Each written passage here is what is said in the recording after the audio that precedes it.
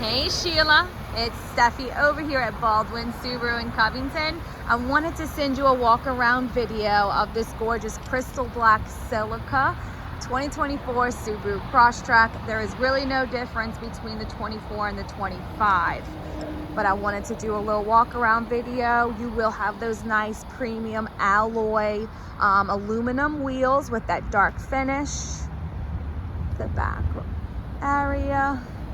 Back to those gorgeous sporty wheels.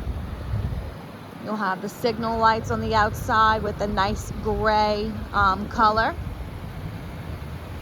Back to your grille, fog lights, nice LED lights as well. Now let's check out the inside. So when you come to the door, you never have to worry about taking your key out of your wallet or your purse. You would just simply walk up, put your hand in the handle, and it unlocks just your door. You can adjust it in the settings if you wanted to unlock all the doors when you come to the handle. And then to lock, you would just simply put your finger on these two lines right here and it will lock the entire vehicle. Now, I don't know if you can hear that faint beeping. Since the vehicle is running right now, it's beeping saying, hey, you can't lock the car. It's still running. So I thought that was pretty cool. And when we come inside, you'll have that gorgeous gray premium cloth interior. And you'll have on the sides, you'll have partial leather as well. Power seat.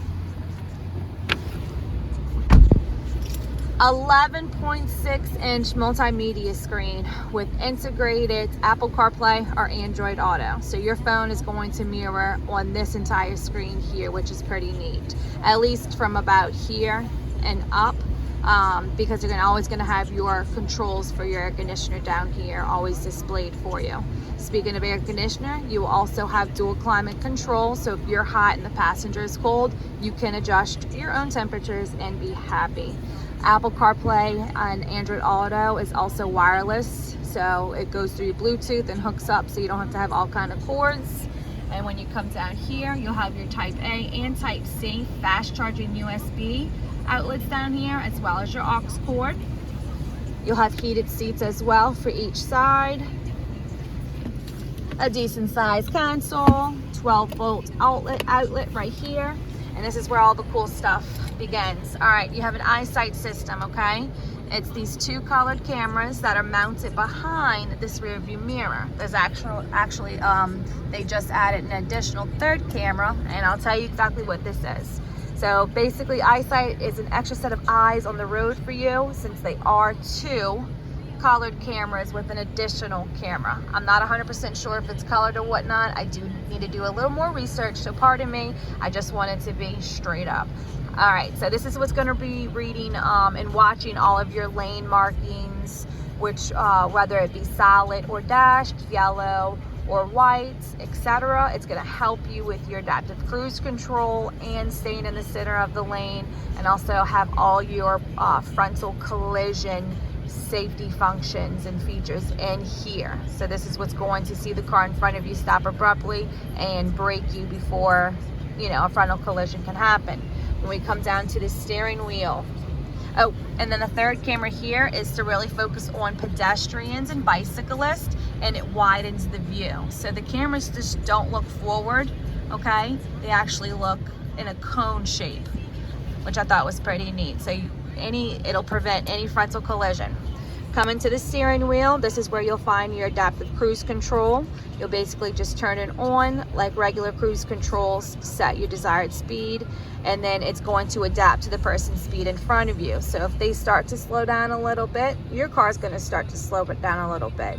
If they start to accelerate, you're going to start accelerating, but you won't go over the speed that you selected, which is pretty neat. They come to a complete stop, you're coming to a complete stop. And what's also cool is that these two here, if you'll notice in the middle information window, there's 4 lines right now, if I'm not mistaken. That is where you can determine the distance that you want between you and the car in front of you. Mine stays, I have an Outback at 25, between 1 and 2. Because if you leave it farther out, you're giving people a lot of room to constantly jump in front of you, and you're going to constantly be pushed back. But you can actually determine what distance that you like between you and the car in front of you, which I thought was pretty neat. And then you'll have your lane center assist. It'll have the steering wheel emblem, as well as saying ready. This just helps center you and keeps you in the lane and helps you go around curves and whatnot. So when using these two functions, this is handling your acceleration and braking, and this is keeping you in the center of the lane. It's almost like a ProPilot assist. It's pretty neat, almost, you know, Tesla vibes, but it's not autonomous. You have to keep your hands on the steering wheel, or it will beep at you. You have sport mode and intelligent mode. Sport mode will basically just raise your RPMs up a bit higher, making it more responsive and giving you a more sportier drive and feel, as well as it making it a little faster. On the left hand side over here, let me turn this AC down a little bit, in the radio. Left hand side, of course, you're gonna have all your controls for your phone with your Bluetooth and your volume and all your different audio sources, AM, FM, Sirius, etc. Toggling between different windows, tracks and stations. But this here, this is actually gonna toggle between a couple of information windows in here. So let me go ahead and turn off the adaptive cruise control. No matter what, your digital speedometer will always be up on the screen, which is pretty neat. I love that. So I know exactly how fast I'm going, but just by toggling up and down, you'll be changing windows, such as your average mile per gallon and how many miles until E, how long the car's been on, but how many miles have been driven. Your auto start stop feature, by the way, where the car, if you come to a stop, it kind of turns off a couple of components with the AC and a few other things to help with the fuel efficiency. Look, you can turn that off every time you get in the car if you don't want that on, but if you do keep it on and utilize it, it'll show you how long it's been used for and how much gas you have saved. So check it out either or way and see if you like it or not. Let's see.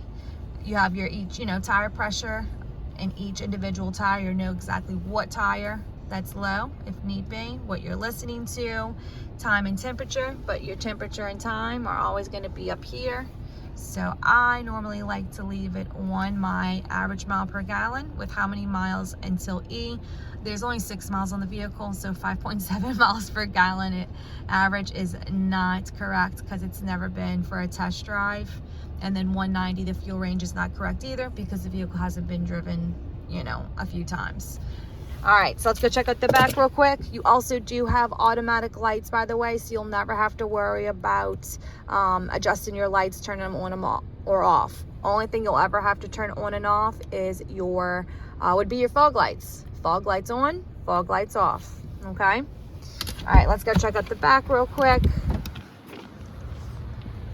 One thing I'm going to point out for sure is, let me focus, how wide the second door does open.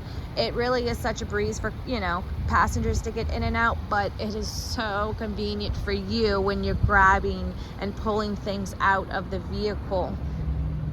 You will have a drop-down armrest with additional cup holders. You will have, again, another Type A and Type C fast charging USB outlets back here for those back passengers. And again, water bottle holders in every single door, front and back.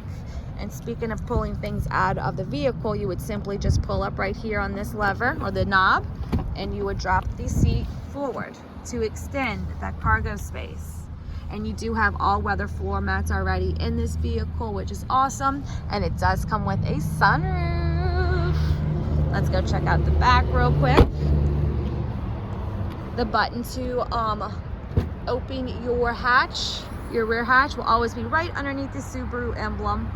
Very light, very easy to open. You'll also have an all-weather cargo tray back here and a cargo cover. So if you wanted to store a few things in the shade, like groceries going home, or keep things in private, you most certainly can. And you can easily take this out. They'll have little arrows that has a spring in it that you'll push over, and you can easily pop out.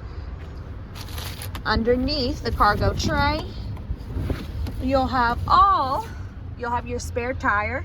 I like to call it a donut and a half because it's going to be the same height as your other tires, just the width is going to be a little bit more narrow. But you'll have all of your tools as well as your screwdriver that can also turn into a Phillips and or flathead, whichever you prefer. So I thought that was super cool.